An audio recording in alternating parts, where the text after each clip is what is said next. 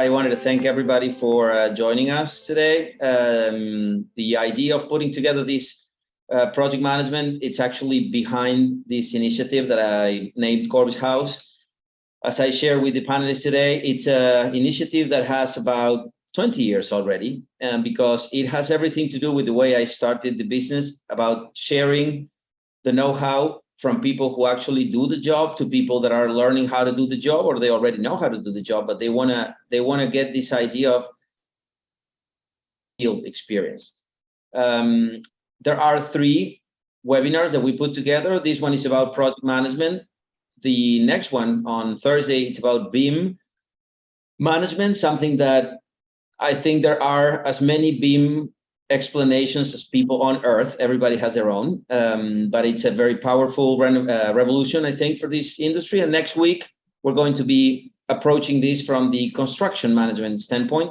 Reason being, the industry, it's a complex duty, and it requires orchestrating a lot of different things to make things happen. So 5 people joining me. We have Chris, and I'm going to name them in no particular order, just the way I have them written down here. So Chris Love, project manager. I want to say 30 plus years of experience. I never remember how many, but a lot. And with project management with brands, and recently started his own firm, and now joining us to share the view from a project manager with a lot of field experience. Ralph here from Dubai. Thank you, Ralph, again for making the effort with the time zone difference. I met Ralph, who knows, again, 15 years ago, working for a few projects back in Middle East. He was project manager then. Now he's a director with RSP, architectural engineering firm. Belen here, also a project manager, working with Corbis for about 15 years. And she's managed and run a number of different projects in different sectors, working always with different architects. So her view will be very interesting. And I have David White here, who joined us from a very different angle, partnered with Cox, Castle, and Nicholas. I asked David to join us because from an engineering architectural standpoint, the legal matters in project management are not part of the way we are trained. we are taught that there is some legal stuff to cope with, but down the road, we learn the good or the bad way that the legal matters have a lot to do with being a good project manager. So with that being said, I have explained to these experts that, well, we're waiting for Rochelle. I don't know if she's been able to join. Well, I'm going to wait on her. Essentially, the conversation, I'm going to be asking a couple of questions, and I want to hear their thoughts and share their thoughts with everyone who's joined the webinar. And then we're going to do a little activity about the skills of a project manager. And then at the end, we may have some questions from the audience. So with no further introduction, I would want to say my first question today. And again, for the panelists, there's no particular order, so feel free to jump on the question, or else I will be pointing the question to some of you. My first question, it's always about priorities. It's always about choice. It's always about this world with limited resources and world where we cannot afford to have everything. So if you guys had to say, from your experience, when you find a project manager for a project, what would be your top 1 skill needed to absolutely master project management? Maybe Chris, you want to start. I know you're not shy. So if I'm looking for a project manager, or if I am the project manager, the question is different. But if you're looking for a project manager, I think the first thing you're really looking for is attitude, because the most important thing you need to is you have to be able to address many functions simultaneously. You have to be able to address happiness when the project is over. You have to be able to excitement when the project starts, and multiple levels of stress as a project is going through. So you have to have a good attitude to go through all that. I think the number 1 thing to really think about is or things I've learned over the years is the clarity of task. How do I say to someone, this is exactly what I'm doing, this is what I'm producing, this is what I'm going to have it done to you by, what are you doing, what are you producing, when you'll have it very clear, everyone knows their roles, we know what we're doing. So clarity of task and having a positive attitude is probably the number one things to initially start out if you're going into this business. All right. I hear you not, David. Maybe you want to share your thoughts. Sure, Martin. And by the way, thank you for having me today. It's really a pleasure to be with your group, and really appreciate the opportunity to speak and share my thoughts.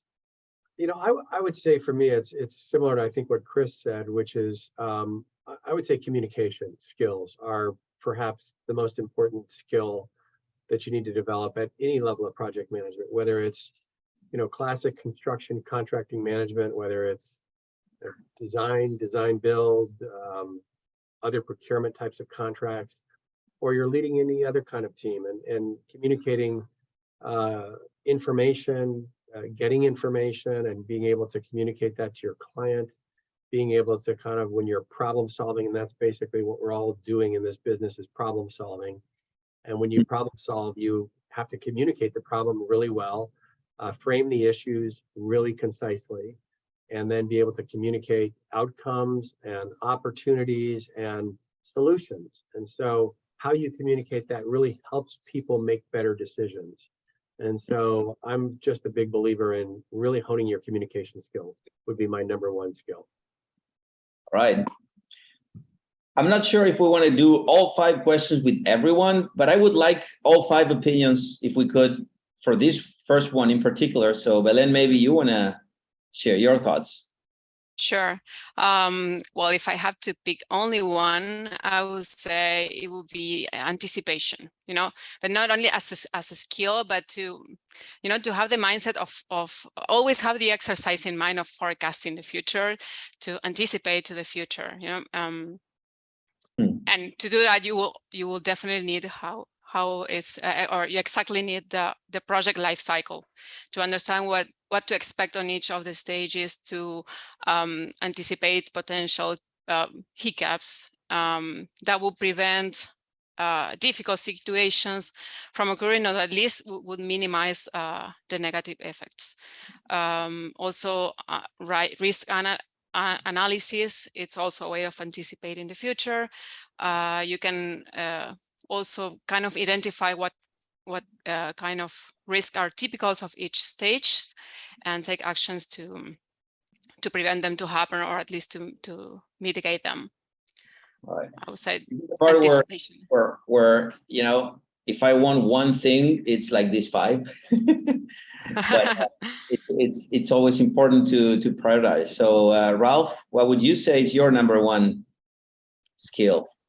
I would say it's probably diplomacy. I think you need to be a person that handles numerous stakeholders and can adapt to different characters. And I think you'll be in a position where you get a lot of heat from different sides. I think the consultant will put a lot of pressure on you to help them throughout their scope and the project life cycle. The client has certain expectation. I think you're kind of the middleman in a way, and you have to be able to communicate to both sides. I think it's one aspect really important is to think in a micro and a macro level. I think you need to be able to zoom in and zoom out and understand the bigger picture of the project. And at the same time, you need to understand every little component of it. So it's a really important role. And I think it needs to be somebody who is very organized and who loves the job. I think it's really important because it's, as I said, there's a lot of pressure on you. You know, the love the job part, I would probably, if we had to do a show of hands, I would say everybody who's been a PM will say, if you don't love the job, you just get the hell out of there. So I would say that's an important one. In some ways, the way this is kind of like shaping up, it's not surprising. We're spinning around very interesting questions. But I would say and from what I know of you guys, you've all been one way or another involved in the project management work. If you recall from your past experience, I always say that, at least in my experience, it was about going outside of your comfort zone. I mean, if you are managing projects, you're always pushed a little bit outside of that comfort zone. At least, like all of you guys were saying, you had a plan. I think it was Muhammad Ali that said everybody has a plan until you get hit in the face or something along those lines. But at the end of the day, when you were pushed outside of your comfort zone, or if somebody comes to you saying, you know what, I'm the project manager and I've been pushed outside of my comfort zone, what would be one like piece of advice or one thing you would recommend somebody to be very mindful of when you are managing a project and it's not that nice day in the ocean with, you know, tailwinds, it's more of a stormy weather? I would say preparation. Get prepared before you step out of your comfort zone. The way I see it, you will have a full or plenty opportunities to do it, to step out of yours. You just need to be aware of them and consciously stepping out. You know, getting prepared, research, investigate, talk with people that have more experience in the field. I don't know, prepare a tough conversation or a tough negotiation. But I believe that everything should run better and easier if you get prepared beforehand. Great, you were smiling. Yeah, I mean, we've all been there before, especially early on in your career. Now, looking back and you say to yourself, okay, what are some of the things I would have done or should have done or would have said or should have said? But if I was giving myself advice, 20, 30 years ago, and what I too tell a lot of my younger project managers, that the most important thing is to be calm and to be relaxed and let your professionalism and your experience take over and just run through the process and do all the things we talked about before. Make sure you keep communicating. Make sure you understand what the program is. And make sure you understand what everyone's tasks and responsibilities are. This way, you just continue to go through the process, because what happens is that you get tied up into the problem, you get tied up into the emotion, you start making decisions, you're speaking incorrectly, and then you're doing the wrong things. Just focus. You've been trained to do this. Let it all ride and roll with the punches. Martin, I liked your analogy of being at sea and there's a storm on the horizon, and you see the storm coming, and at that point you're all about sensory. You're all about gathering information, because ultimately when you're in a situation that you haven't been in before, you got to make sure that you're educating yourself about all of the data inputs. What direction is the wind blowing from? How big does the storm look? Is there a way that I can navigate around the storm? So I have to go through it. And if I have to go through it, then how do I make sure that I keep the boat safe and keep it from sinking? And so you're gathering all the information, you're educating yourself, and you can't make the right decision unless you've done a good job of gathering information, which I think goes to what Pauline was saying about preparation. You have the preparation, you have the skill, you're applying that to a new situation. But in order to be successful, in order to have the right outcome, you've got to let yourself, as Chris was saying, be calm, gather the information, make sure that you can make an intelligent decision. And if you're kind of just reeling a little bit too quickly, you might be making a decision too quickly. You might be pulling in that sail a little bit too hard. You might be trying to navigate around the storm and you'll never make it because the storm's too big. So, you have to sort of be really thoughtful about the information inputs, and then make sure you've got all the information before you make a decision. Interesting. So, Ralph, I know you've been in very heated situations. I think we're not doing open heart surgeries. Yeah. So I think a lot of people are very interested in our industry. They want everything ASAP, and they try to push you to do things that are what is important on their agenda. And I think as everybody is agreeing, I think you just need to be calm and professional and do what you have always been doing, and you'll be fine. I don't think it's any reason to be flustered or even if you're treading water and you're maybe doing things that you haven't really done before. I think just stay calm I think, as everybody said before me, the most important thing in this situation. My dad was always into sailing, so I got myself into sailing, and I've been in a couple of storms on a real boat on the real ocean. They are a little different when you're in the boat than when you're talking about the storm. But I think project management in some ways has something along those lines. And I want to welcome Rochelle. Thank you, Rochelle, for joining us. I'm not sure how much you've been following. We were just having a couple of questions and answers about project management. I know you deal a lot with a number of issues in your business. So again, thank you for joining us. I'm not sure if you were when I was asking this question, but I would like to hear your thoughts about that one top skill that you would look for in a project manager, just so that I complete my 5.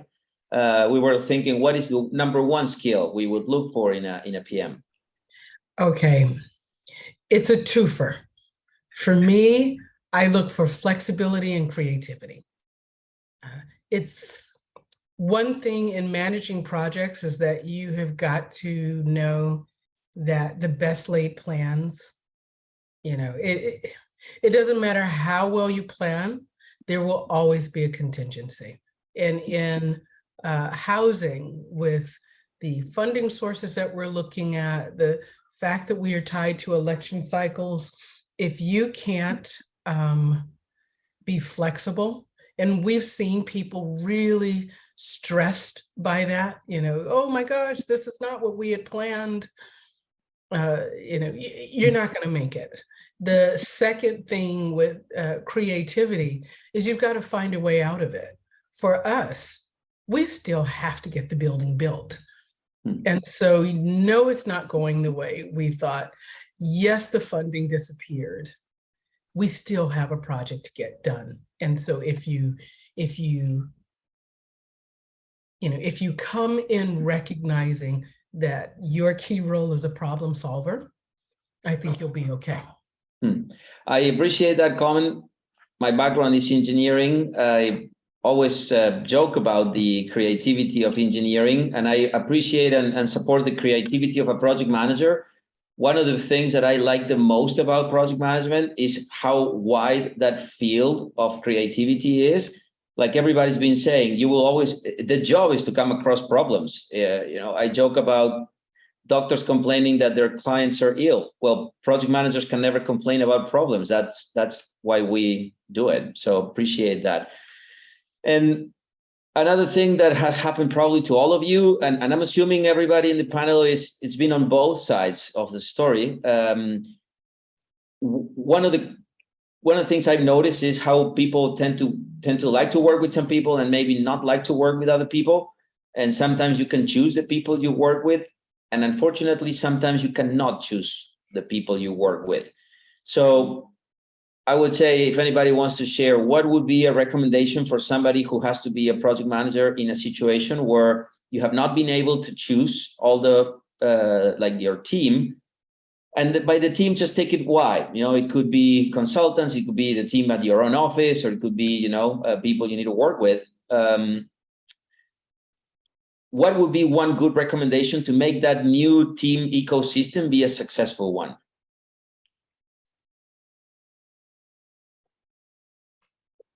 I don't want to point, but maybe, Chris, you look like you want to answer. Okay. I think it's important for every person in the team to connect. I think it's important that they make the camaraderie amongst one another. I mean, even if you look at sports analogies, sometimes you have great players, but some of the best teams that ever existed, whether it's baseball, football, soccer, whatever, it's not necessarily the great players, it's the camaraderie amongst the team and how they work together in a situation that finds it together. So I think if you're joining a team, the first thing you want to look at is how you connect with the team, how you be authentic about yourself, and about how you try to make yourself available and work well with the team, and understand that. I mean, my dad was an ex Green Beret, so my training was always about being part of a team of 5 or 6, and everyone has to know everybody else's job and connect with everybody in case someone dies. You have to continue things going on. Our business isn't that serious, but it's the same scenario. People do leave the team. You still have to continue on, like Rochelle was saying. You have to get the project done. So I think it's camaraderie and connectivity for me. Interesting. That would have been a great question too. What wins, player or team, so appreciate the comment.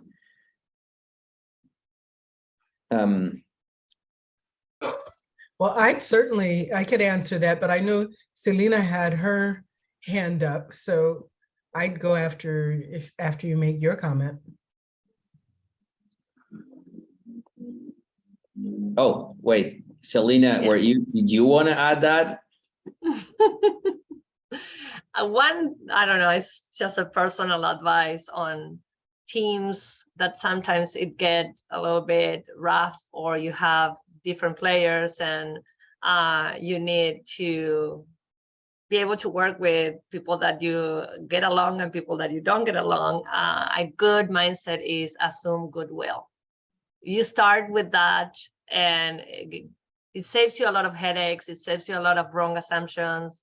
Bad feelings are contagious. If you get your team on the wrong mindset, it's hard to bring it back. You want the people to be in sync, to be bringing ideas together. So it's just like assume goodwill. People will talk from their sitting at and understanding where that is and where their priorities are.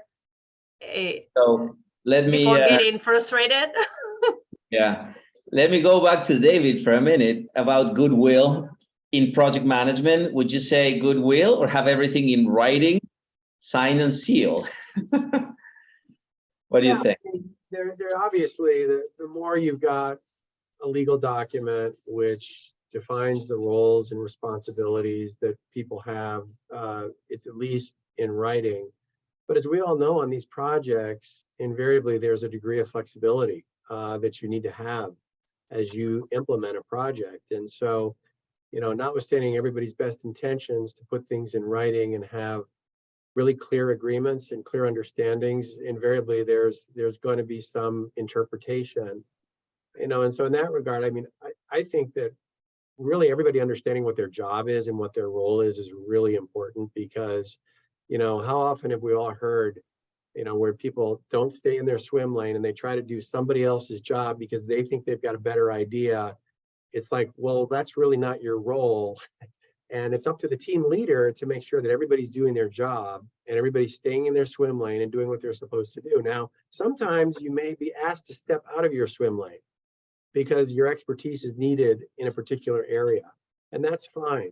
But everybody needs to sort of understand that, that might be more the exception rather than the rule, because if everybody's out of their swim lane, then it's not really clear who's responsible for doing what job. So clear agreements really help, clear understandings, clear articulation, understanding that there's always got to be some flexibility, and then making sure everybody understands what their job is. Really important to me. Nice, thank you.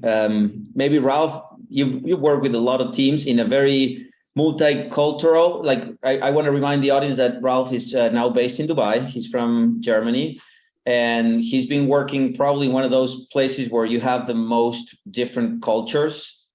And I would bet that adds a couple of layers of complexity to managing teams with not just a lot of people, but also a lot of people coming from different cultures. In your experience, what has worked the best for you to make teams successful, which, by the way, and let me say to the audience here, it's one of the great things I value about Ralph. He was always that person that could galvanize teams that were hard to connect. So what would be your secret sauce?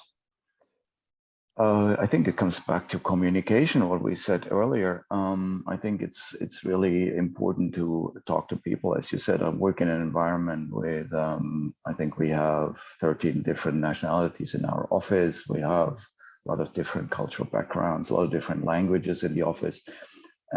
So from an internal perspective, I would say it's probably comes down to some team building activity. I think we just need to get people to understand what our common goal is, what are we trying to achieve, and how do we do it best. And I think when it comes to clients that also work with a lot of different teams, and they have different agendas, even within a client organization, sometimes you have 5, 6 different verticals that not necessarily are working towards the same end goal. And I think then it really comes down to communication. And what I realize is sometimes you have to do a lot of one-on-one sessions outside of meeting rooms. You have to, you have to speak to people. And, now I think it's easier to say it in your audience, in your part of the world. Maybe sometimes you have to have a drink together, and it helps. And I think you need to get to know people. I think it's really important. You need to have conversations, and you need to get to understand where they're coming from and probably what their agenda is. And I think it's about supporting each other. It's a teamwork. It's a team effort. I think every project, people forget, even though you have different stakeholders and different agendas, it's still a team effort. And I think this is what everybody needs to be reminded of. You can't work against each other, because then you need probably David to step in and resolve issues, because you have a legal framework at the end of the day, but I think it shouldn't come this far. And so for me, it really comes down to communication and talking to people. Good. I will just pin you on the one-on-one sessions. I think that's the kind of line of thought that I wanted to bring to the audience today too. Is everybody knows you have to be a good communicator. What I always struggle is, what the hell is a good communicator? At some point, and then you're running out of time, and you have the client calling, and you have this person, you want to have this one-on-one conversation. So it's always hard to maneuver. So I appreciate that. I'm not sure, Belen or Rochelle, if you guys want to share something about, again, remember the question was, you're working with a new team. What would you recommend as the first thing to focus for a PM? Well, I was, sorry, go ahead, Rochelle. No, please. Yeah. Oh, yeah. I think the first thing that we always want to do is make sure that our staff at any level understands our values, what our level of expectation is, what our culture is. Our staff put together our priority lists. Gratitude is one of them, teamwork, etc. We need to know that someone buys in. You can extend grace when you know that somebody is, working beside you and not against you. And if we find that we have brought somebody in, I love what the other woman said about assuming the best, but every now and then you do find it was a misfit. And I believe very strongly, if we treat all people well, then we've done as much as we can. If we give them our best and they give us their best, if we have explained who we are and what our expectations are, and we find that it's not a match, it is how to quickly, with dignity, move them out. And that, letting the one person who is not a good fit stay, and we've done that, infects the rest of the team. And that is a costly proposition. We did that once. It ended up costing us quite a bit of our staff, because we then had to rebuild the team. So we do everything we can to be very clear and transparent up front what our expectations are, that, how we will serve them. We need them to serve our mission and vision. But if we find that it's not working, and we put that plan in place to, get them trained so that they can excel, get them a coach so they can excel, and they still can't excel, it is how to quickly move them out before that weed takes over the garden. There's no good way to say it. I could not could not agree more with that, Rochelle. And I did not think of a lot of like these negative questions, but I'm one of those guys that I'm kind of like realistic. We all want that dream world where everything works, but unfortunately, it is often when you find someone not being a team player and dealing with that. I would say I always think of how hard it is to do it, like you said, gently, with respect, but do it quickly. in my view, just to share, when I start thinking I don't want to have that conversation, it's like I need to talk to this guy, I don't want to talk to the guy, it's like, okay, I have to talk to the guy. And then it's like a trigger. It's like when you don't want to have the conversation is when you got to realize you have to have the conversation. All right. So, Belu, I would like your quick thought because I want to move to the next question, but it's changing a little bit the angle. All right. No, I will say that the first thing will be to get to know each other, to connect, like David or Chris said. But more from a team leader point of view, I will make sure that everybody goes out the project with having learned something. I see it as, I think the best and the faster way to grow is to get some exposure, to face bigger challenges. And that's what I tend to offer to my people, help them to prepare, of course, to that challenge and walk them on the road. But yeah, yes, get to some exposure situations to them. And now I like to play this little scene where you've seen the movie Sell Me This Pen. It's hard with the thing, but everybody's seen that scene. So I've been using that metaphor of sell me this pen a lot lately because I realized, and I read this somewhere very recently, that if there was one skill that you would want your child to learn from very early is the skill of selling something. And I talk to a lot of people that are like architects, engineers who think of themselves as anything but a salesperson. But I would say all the panel and everybody else would agree that there's a lot of selling if you're a PM. You got to sell to your boss, to your client, to your employees, to your vendors, to the stakeholders, to the city officials. You got to sell, sell, sell, sell. So if you have seen somebody being very effective at that, or if you remember something that you could think it's your, I want to say the secret sauce of selling an idea. Again, we're not talking about business development and getting a new contract. You're the PM. You got the assignment. You got to deliver by then. There's a lot of selling. What would be one maybe natural or acquired skill that a good PM has or has to develop to sell the pen? I don't want to say Chris because he's very good at selling. He will sell his idea right away. But maybe Chris, you want to open up. I think if you want to sell your idea and you're going to go into a pitch or wherever the thing is going to be, is that you have to make sure you're really prepared. You know your idea inside and out, so that when you ask questions, you're able to pivot and move if you have to, because you still want to sell the idea.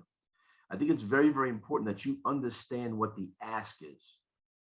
So it's not just very about your idea, that you're solving the problem by your idea is solving the problem of their ask. And the most important wraparound of that is that you have to be authentic about your presentation. Just be honest about it. Just pitch and roll with it as, this is part of your soul and how you're going through it. You're here to solve a problem. You're here to help. Easy. That's how you sell the pen. All right. I'll tell you the best advice I got. There was a time when I wanted to be the CEO, and so I guess I had to sell that, but I ended up having to hire a CEO because I didn't sell it well. But the best advice that my CEO gave me was that when you are meeting someone or trying to convey an idea, that there should always be two of you, which means you can't be a lone ranger. You've got to, other folks in your office need to know and fully understand it well enough. And her rationale was 2 people should go to every meeting, and your client or whoever you're trying to sell the idea to will resonate with one of you, and it's tangible. You will notice it immediately.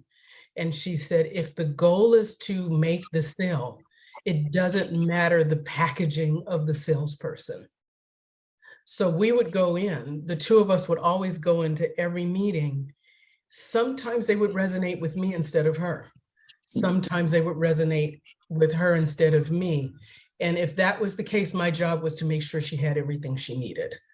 And I find if you take it very personally that, I'm trying to make this sale and I'm trying to get them to love me and I'm trying to, you're pushing that ice cube uphill and you're not going to have much when you get to the top.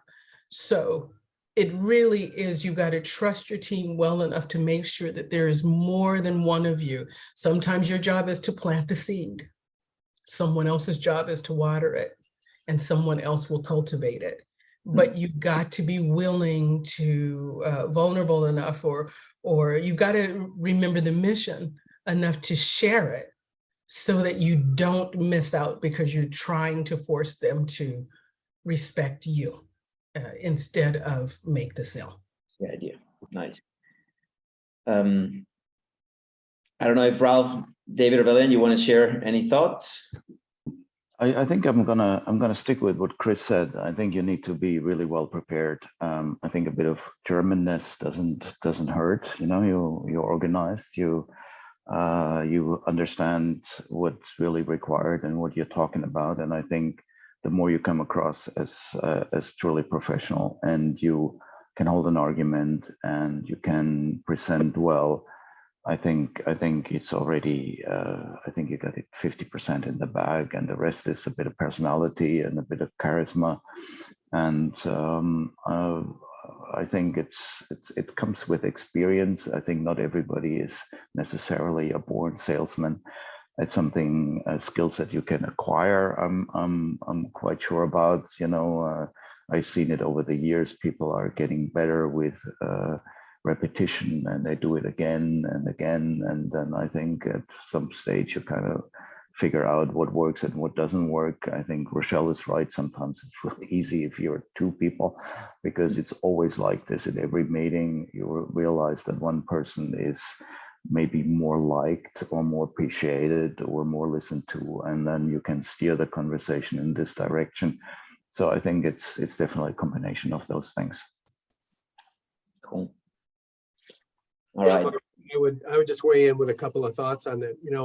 I think the mistake that we make when we're trying to sell the pen is we go in and we sell features, we sell expertise. We say, we've got this skill, we've done tens, 15 of these projects before. We know how to do these. We're really expert. We're the best in class in this. That's all fine and wonderful. By the way, that's expected. You didn't get in the room unless you had the expertise. The real issue in my mind is really, it's the kind of the thing what Rolf was talking about, the likability factor. These are sometimes long-term projects. People want to enjoy the people they're working with. They want to have a sense of connection, and ultimately you're building trust and you're already conveying that sense of honesty. So that's really important. That likability factor can't be underestimated, because you're kind of beyond at that point the expertise, and you're really building trust. The second thing that I would say is start working the project even before you're hired. You really have to start the engagement even before you're hired. Really go into that meeting with very clear ideas about what it is you're going to do, how you're going to execute, how you're going to implement this project, what your unique ideas are about how you're going to be successful. Because once you start doing that, you're giving the client your shared vision of the project, and they can tell you're already 3 steps ahead, and that's what they want to hear, because you're fully invested in the project. So those would be my 2 comments. Cool. All right. So I had one more question, but I'm going to leave it for the end. And we have a couple of questions that people have asked in these in the chat. I would like to do this little activity with the panelists that it's called a skills market. So what the skills market is, and I'm going to share my screen for a minute. It's basically, if you were given, and let me know when you're seeing my screen there. Are you seeing the screen? So you're giving 100 coins. It's 101 surf dollar coin. You cannot see it, but it's a surfer there in the coin. And each one of you guys are giving 100 coins. And you got to go to the skills market and buy skills for your PM. How would you spend those $100 or those 100 coins? And we're going to go down the line. So Chris, you're first in line, and take your time, just read through and let me know how would you spend your 100 coins? God, they're all important. Just for everybody to know, they have not seen this before, so I just surprised them with this activity. I wanted the spontaneous reaction of, okay, so all of a sudden you're given a big bag of coins and there's a skill market. If it was that easy to go bang, bang, bang, you know, just drop the coins and take the skill. And we will assume all skills are, you know, they have the same value for that matter. I mean, to answer quickly without taking 10 years to respond is that, I mean, you really have to understand the client and the project and what's required. That's going to make any one of these specific things more reliable than others. But equally, they're all just as important as one or the other. It depends on when you are. You might be in a situation where all the other things are working well, but it's terrible communication. You might be in a situation where you're having a terrible negotiation with a lot of the subcontractors, some vendors. That might be more important. You might be in a situation where there's not anybody able to do problem solving and they're not able to think on their feet. So it really depends upon the situation you're in. So I would be very, very broad and say I would take them all equally. You would say what? I would take them all equally. Break up the 100 coins All equally. equally. All right. So this will be like maybe 8. I think it will be 8. Not understanding the situation. Yeah. I mean, that's an easy way to go. I mean, well, it's gonna be 8 point something. Hold on. I'm gonna do so. I'm letting you do the math. Yeah, I'll let Phil do the math. So you spend equal. Just take a little bit of everything. That's your PM. All right. And I know, Chris, and I agree with you. You need to know what you're facing before shopping, but I just wanted to make it kind of like an agnostic exercise. So Rochelle, if you had the 100 coins and you're, you know, shopping around, how would you spend the money? All right, I'm looking at it, and I think the first thing is communication. Yeah, you've got to be able to tell it and sell it. How much you want to spend on communication out of the 100? I'm going to say 10% of it. All right. And so 10 cents or $10 in there. The next thing I want is number 2, leadership skills. You've got to be able to convey it.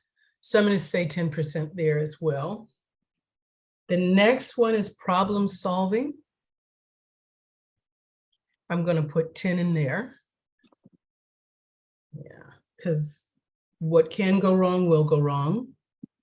Then I've got number 12, conflict management. I'm going to put 10 in there.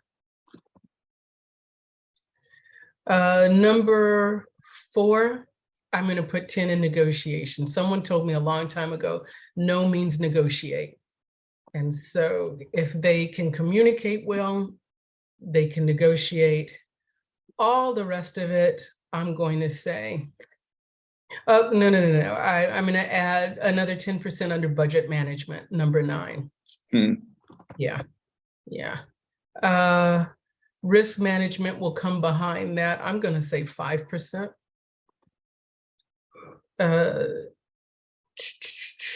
And then everything else, I'm going to evenly distribute. All right, 1, 2, 3. So you don't have to buy everything, right? You could spend all 100 in, you know, just communicate. The one that I'm going to the one I'll leave out is time management, because hire the right staff to help manage your time. All right. So we got to do what, like 35 by 4. So kind of give or take, this is how you would do it. All right, I'm gonna go 0 here. Okay. Ralph, you had more. I'm gonna go real quick. So $25 on communication, 25 on leadership, 25 on negotiation, and 25 on problem solving. The rest is all, you know, you want to be a PM, so you got to bring all of these things with you anyway. I think, you know, otherwise you wouldn't go into this field if you wouldn't understand time and risk and things like this. So I'm going to stick to these 4, and the rest for me is common sense. All right. Belen, if anybody wants to revisit any number, just let me know. This is just, again, how you would spend money bringing skills for your PMs back at the office. Like you bring a book, you bring a skill. All right, I'll go with the 15 on the communication item. Another 15 on, can you scroll a little bit down? There. Yeah, I will go with another 15 on conflict management. Then a 10 on leadership. A 10 on negotiation. Then I'll have a 10 on problem solving, and another 10 on conflict management. And then you can, like 25. sorry, Yeah, you still got 70. 30. Yeah. Yeah, 30. Well, and I will split the rest, that I think will be 5 on each of the remaining items. 5 for each. 1, 2, 3, 4. We got I know. 7. No, it's a little bit. Yeah, just Split it evenly. split equally. Yeah. All right. And David, how would you spend your money?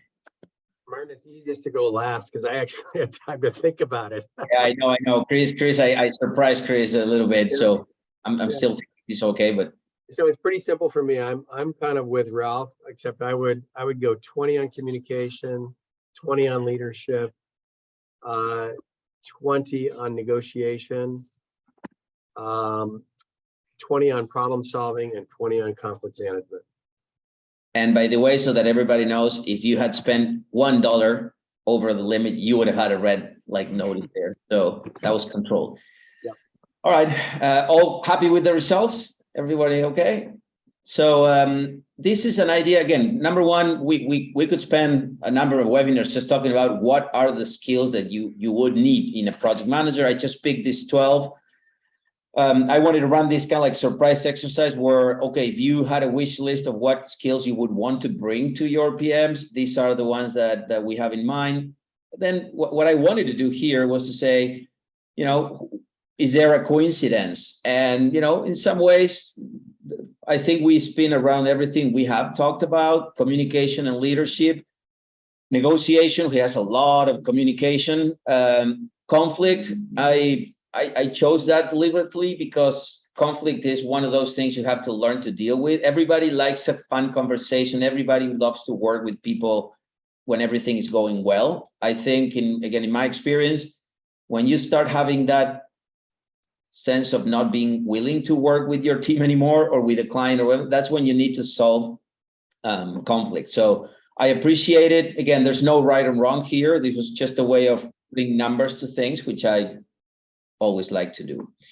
So having said that, I got 1 or 2 questions that have asked. If you don't mind, I'm going to pose these questions, and then we're going to wrap up with what was my last question, which is just that one recommendation, one tip we would give everybody here. So I got 2 questions. One is one I like here. It says, if you had to choose to fail at one thing in a project, what would it be? You know, when again you have scarce resources and unlimited challenges. So if you had to choose between like team, quality, schedule, or budget, and you're the PM, and you know you cannot make everything work, and you have to somehow let go of one of your goals and maybe fail there, what would you say it's, you know, the best bad decision you can make?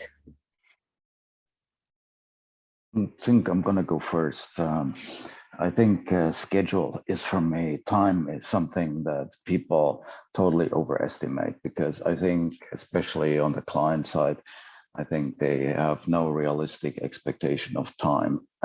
So from a consultant PM perspective, I think time is the one thing that is the easiest to manage. I think budget is pretty set, and quality, you never want to jeopardize your quality.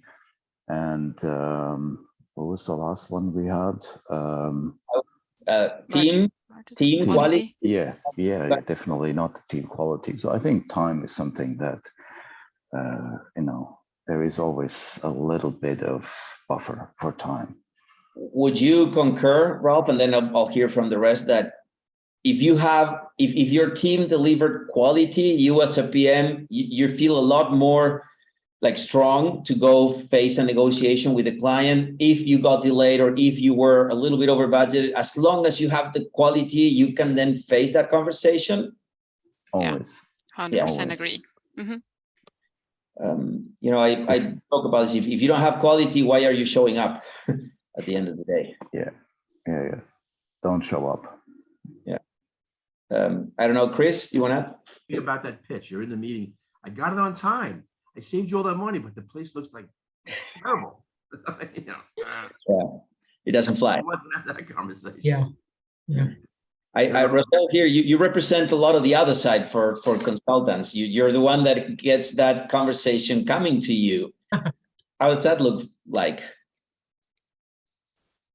I will not, let me say, being a woman and a person of color, I don't get many opportunities to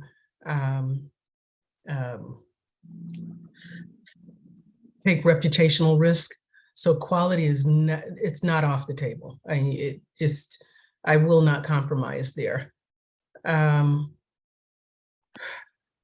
Budget. If I had one budget, I would do. I believe I have to get it done on time because I'm working in a field where our financing is date specific. We don't get an extension of that. The one thing that I could let float is the budget. Now, I always tell my team, I'm looking for excellence, not perfection. So I will give that to my team. They can, fall short, but it has to be the best that they can give me. So the only thing that I can allow here is a wiggle on the budget. All right. All right. I got one more that maybe somebody can throw a name out there, and then we'll start wrapping up.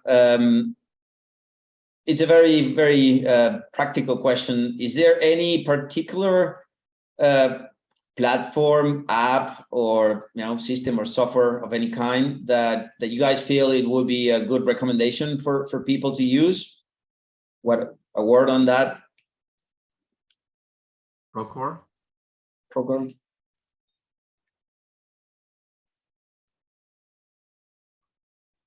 I joke about. love anyone's suggestion because that's where we are right now. If there's anything that can streamline what we're doing, I'd love those suggestions. Every tool is as good as the person using it. So that's always my joke about tools. I'd rather have a good PM still good using good old means and methods, but I do believe in technology. So Procore is one that's been out there. I don't know, Ralph, for example, do you guys have any name that resonates in that region of the world for project management in particular?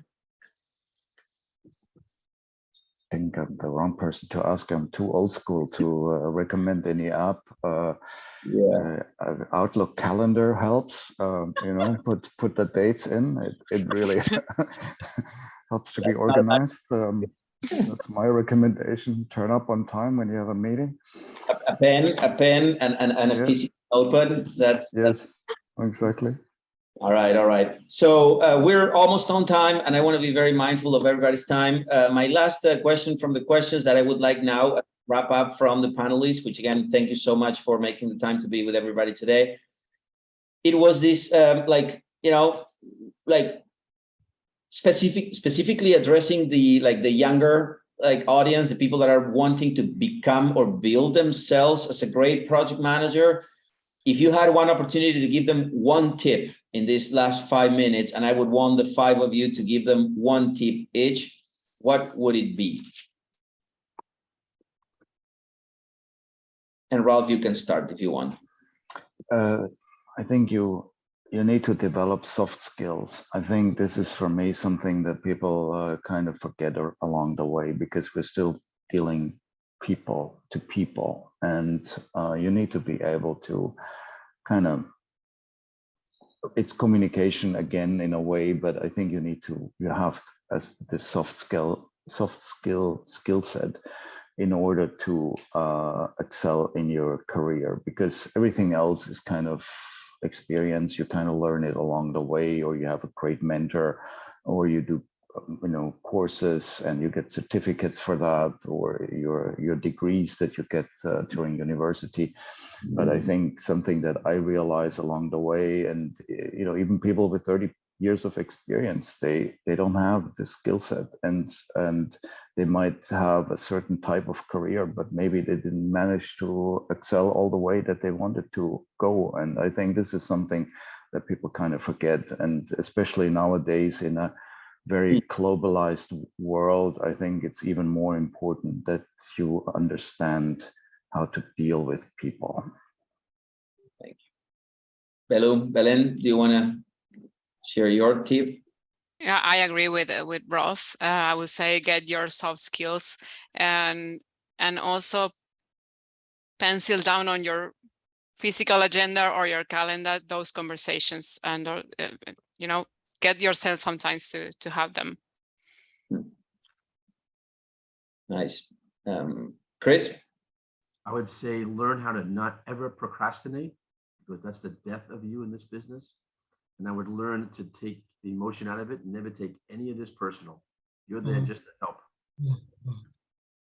Once you take it personal, then you add stress, then you throw in the procrastination, and you're dead in the water.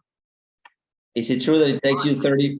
Is it true that it takes you 35 years and you still don't learn how to do it? I'm kidding. You're learning every time, because clients are changing and situations in life is changing. The way we do projects now, the way we did projects 20 years ago is different. So you're always changing with the times, for sure. I mentioned Procore 5 minutes ago. That was 2 hours worth of work on a Saturday. Now it's 5 minutes before a meeting. Yeah. Story now, yeah. Good. All right. Rochelle, do you want to share your tip? Sure. The one piece of advice that I would give a project manager is to remember that your job is to make the company look good. If it's making sure that they meet the mission or whatever, there's no room for personal agendas. Sometimes your feelings are hurt because it's not going the way you could, but when you are in front of company or your clients, your job is to make the company look good, period. Thank you. David? I think 2 things, Martin. One, choose your mentors with care. You want to make sure that you've got people who really care about you, who want to see you progress in your career and are really vested in your success. And then the second thing is you'll also learn a ton from your peers. And so really get involved in organizations like the Urban Land Institute, like the BIA, like all the organizations where you're going to develop a network of peers that are your generation, because that's going to be the generation that's going to stick with you your entire career. And you're going to be constantly learning from them, and they're going to be sharing with you. So develop your network, choose your mentors with care. Super. All right. Well, we're on time, and it's a great commitment as a project manager to finish on time. So I think I want to thank you all again for joining us, and everybody in the audience too. I know there were a couple more questions that we didn't have time to respond, but if anybody else ever has any other questions, feel free to email house@corbisstudio.com, sorry. And if anybody wants to know anything else or get connected with any of these guys, just shoot us an email. And to all the panelists also, thank you so much for making the time, and also for sharing the thoughts. As I said at the beginning, I believe, as you said, David, it's this community, it's sharing that knowledge, and we're not going to open the door of the going back to the office conversation, but this possibility of sharing is what I truly value. And today, I think we got some very, very good insights and thoughts. Thank you so much.